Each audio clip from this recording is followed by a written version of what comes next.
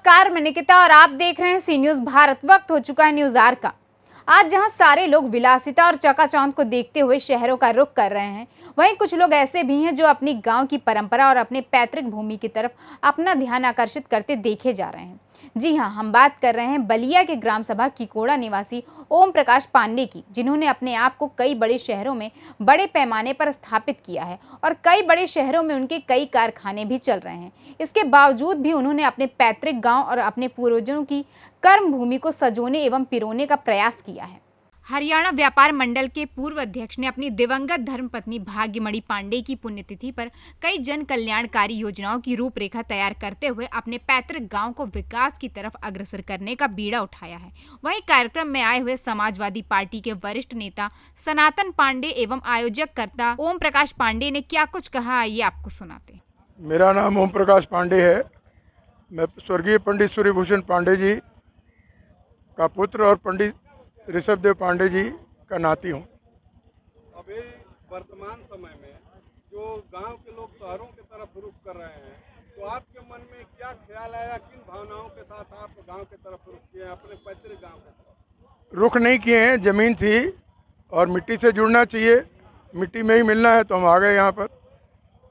ग्राम सभा की कोड़ा के विकास के लिए क्या योजनाएं हैं आपके मन में? किस तरह के आपके मन में यहाँ कार्यक्रम आयोजित करने की विचार है?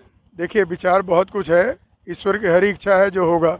सबसे पहले हमारे मन में इच्छा थी कि गांव में एक बारात घर बनना चाहिए, जिसमें सब लोग फ्री में, परिवार के सदस्यों का, इस गांव के आसपास कहीं के भी लोग फ्री में ये हॉल उपलब्ध रहेगा।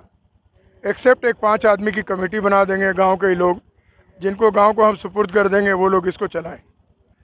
ऐसा माना जाए, सुनने में आता है कि आपके जो पूर्वज हैं शिक्षा को लेकर विशेष ध्यान दिए, जैसे बलिया में टीडी कॉलेज है, वहाँ पे भी आपके पूर्वजों के सहयोग से कुछ भवन निर्माण किए गए हैं। तो शिक्षा को लेकर इस गांव को आप किस तरह से देख रहे हैं? मैंने ऑलरेडी आज स्कूल का एक प्लान किया है कि नर्सरी से 8वीं तक का स्कूल शुरू किया जाए।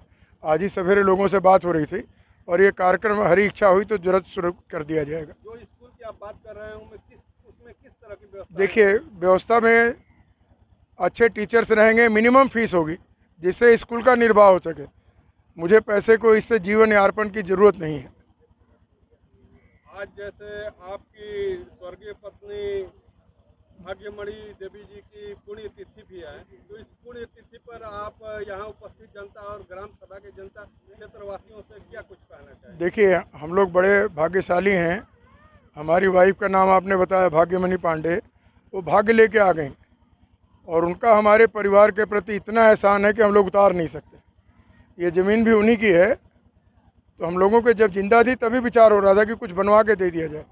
फिर 2-3 साल बीमार रही, इसलिए ये प्रोजेक्ट लेट हो गया, तो इसलिए बना के हम लोगों ने गांव को सुपुर्द करेंगे। पीछे की बात की जाए तो आपके बाबा द्वारा गांव के लोगों का बहुत सहयोग किया जाता है, उसकी अपेक्षा आपसे ग्राम सभा के लोगों की है, तो इस अपेक्षा पर आप कितना खरा उतरने का प्रयास? देखिए, तो वक्त बताएगा। हमने 5 पुष्प देख रहे हैं, कोई कमिटमेंट और नहीं कमिटमेंट। मैं गांव के प्रति समर्पित हूं, मतलब भोजपुरी में कहें बेमत रही तो पीछे नहीं हटेंगे।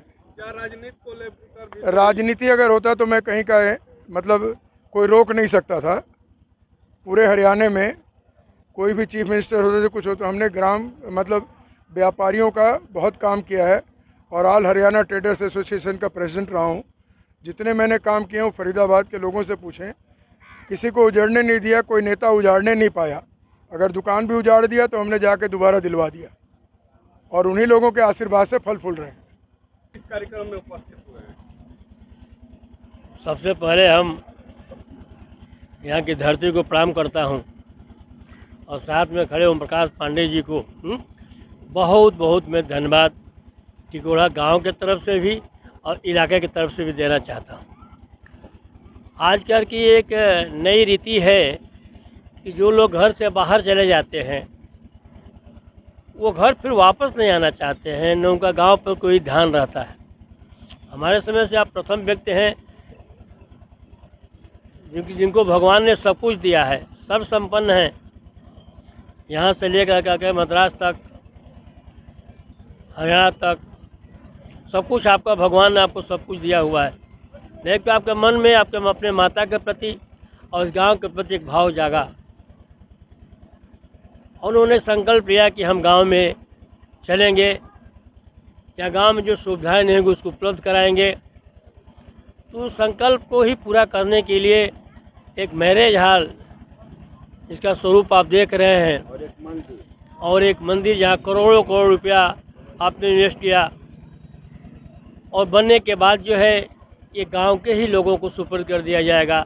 जहाँ गांव के रहने वाले जो है, चाहे सामान्य किस्म के परिवार के लोग हैं, गरीब परिवार के लोग हों, सबकी जो है बेटियों की शादी इसी मैरिज हॉल से जो है मुफ्त होगी।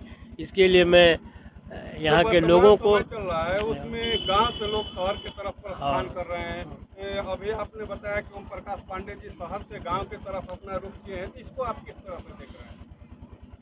यही मैं कहा कि मैं आपको बहुत बहुत धन्यवाद देना चाहता हूँ कि आपने जो है अपने मातृभूमि को याद रखें, आप अपने पूर्वजों को याद रखें और गांव को याद रखें और पुनः जो है इस गांव में जो है जो ये मैरिज हॉल आपने स्थापित किया, ये चूँकि 1 साल 2 साल का नहीं है, 100 साल तक रहेगा और 100 साल तक जो है यहाँ के लोग आपको याद करेंगे। ओम प्रकाश पांडे जी द्वारा यह सोच उनकी है कि शहर के बजाय अपने जो पैतृक गांव है उसका विकास किया जाए, तो इस सोच पर आप पांडे जी को क्या कुछ कहना चाहते हैं? इसको इनके लिए मैं बहुत बहुत आपको धन्यवाद देना चाहता हूँ और हर एक आदमी को, चाहे वो राजनीति के क्षेत्र में हो या चाहे व्यापार के क्षेत्र में हो, अगर भगवान ने उसको संपन्नता दिए हैं तो उसको अपने गांव की तरफ जरूर ध्यान देना चाहिए। बलिया से सी न्यूज़ संवाददाता लड्डन भाई की रिपोर्ट। फिलहाल के लिए इस खबर में बस इतना ही। देश और दुनिया की तमाम खबरों के लिए देखते रहिए सी न्यूज़ भारत।